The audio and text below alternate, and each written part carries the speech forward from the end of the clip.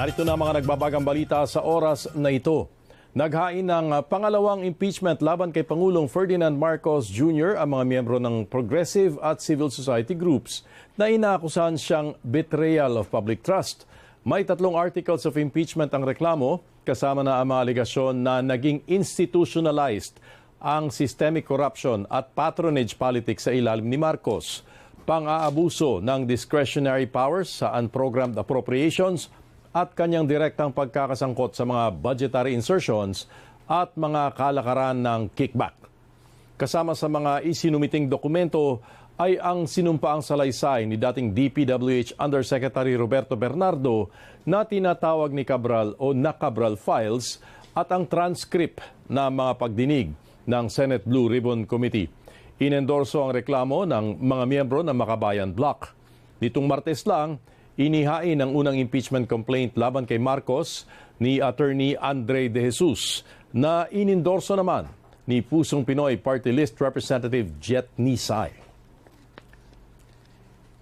Itinanggi ni dating PNP Chief Nicolas Torre III na nag-apply siya para sa optional retirement.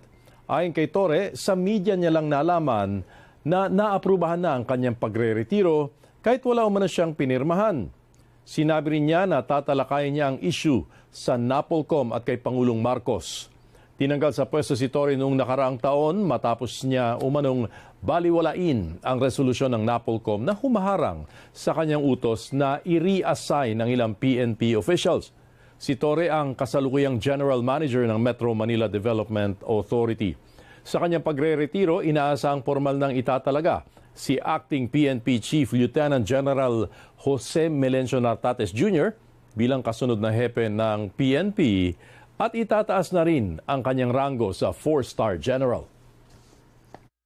Sa media ko lang narinig yan. Wala akong mga request for optional retirement. Actually, may lumabas na order. Hindi ko lang sila alam kung authentic yun. Kasi hindi rin naman deliver sa akin personally. Optional, you have to request for it. Hindi po pwedeng unilaterally i-retire ka. May posibilidad na wala na sa bansa ang puganteng negosyanteng si Atong Ang. Ayon kay DILG Secretary John Vic Remulla, ito'y base sa pahayag ni Julie Patidongan, ang whistleblower sa missing Sabongeros case na nasa Thailand o Cambodia na si Ang, kung saan meron siyang itinayong online sabong. Pero hindi pa rin tinatanggal ni Remulla ang posibilidad na nananatili sa Pilipinas si Ang. Kumikilos na rin umano ang ilan para makansela ang passport ni Ang at pigilan ang kanyang pagbiyahe. Umabot na sa Bicol ang manhunt para kay Ang na nahaharap sa iba't ibang kaso kaugnay ng mga nawawalang sabongero. Matapos ang halos 2 buwang pananahimik, naglabas ng pahayag si Senator Ronald De La Rosa sa kanyang ika-64 na kaarawan. Ayon sa senador, umaasa siyang manunumbalik sa bansa ang diwa ng pagiging makabayan. Naghihintay rin umano siyang mangibabaw ang katarungan at hindi ang panghihimasok ng mga dayuhan.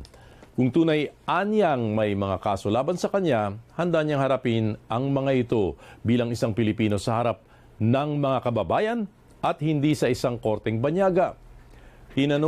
Tanong niya sa kanya mga kritiko naman kung bakit inip na inip silang maisuko siya sa mga dayuhan at bakit sila ang unang natutuwa sa anyay pagbagsak ng soberenya ng bansa. Sa huli, nagpapasalamat si De La Rosa sa lahat ng bumati at patuloy na sumusuporta sa kanya. Nobyembre pa huling nakita si Senator De La Rosa matapos sabihin ni Ombudsman Jesus Crispin Remulla na may warrant of arrest na umano ang International Criminal Court laban sa kanya. Naniniwala naman sina Senator Panfilo Lacson at Risa Hontiveros na dapat nang pumasok sa Senado si De La Rosa dahil wala pang aktual na warrant of arrest laban sa kanya. Nagsimula na ang Campus Job Caravan ng Department of Public Works and Highways para makakuha ng bagong engineer na magiging bahagi ng kagawaran. Ginawa ang first leg ng Job Caravan sa Mapua University sa Maynila nitong Miyerkules. Natuwa si Public Works Secretary Vince Dizon sa interes na ipinakita ng mga estudyante at fresh graduates ng universidad. Ito'y habang nasa gitna ng kontrobersya ang kagawaran.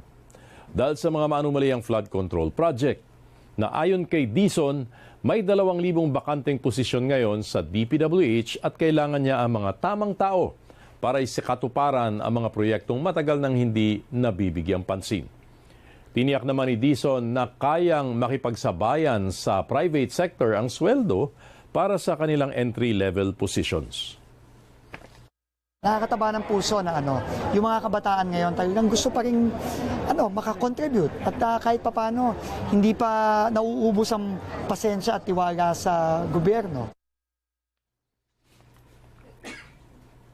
Isa ang patay at isa ang sugatan sa pamamaril sa Valenzuela nitong Lunes. Ayon sa suspect, sumabog na ang kanyang galit sa nasawing biktima. Ang karagdagang detalye sa selfie balita ni Bea Cuadra.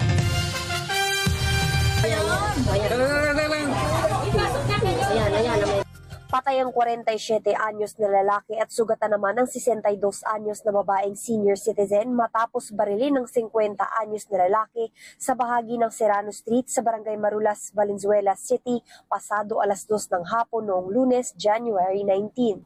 Sa kuha ng CCTV, kita na nakatayo lang sa gilid ang lalaking biktima.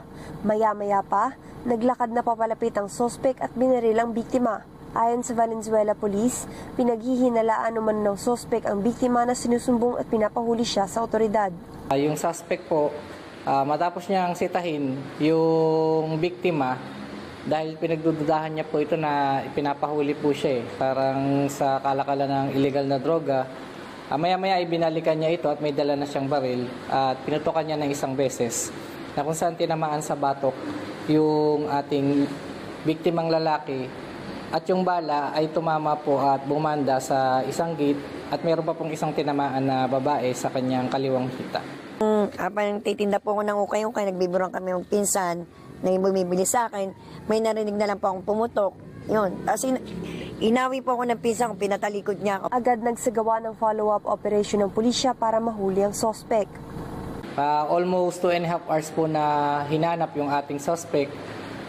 At base po sa aming CCTV backtracking and forward tracking, nakita po namin na pagpasok po niya doon sa compound, hindi na po siya lumabas. Ginalugad po namin yung lugar hanggang siya ay maaresto sa kalapit na bahay mula sa bahay niya.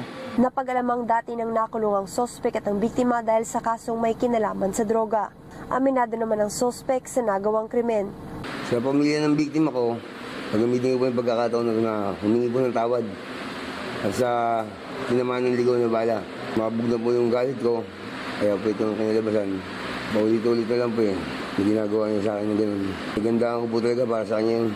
Nakakulong na siya sa Custodial Facility Unit ng Valenzuela Police Station at nasampahan na ng mga reklamong murder, attempted homicide at paglabag sa Comprehensive Firearms and Ammunition Regulation Act.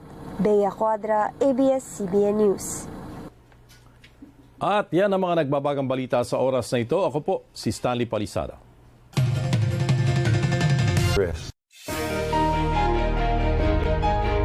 It starts out when we develop the plans.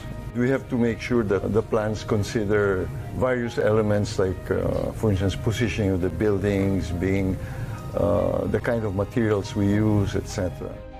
It goes into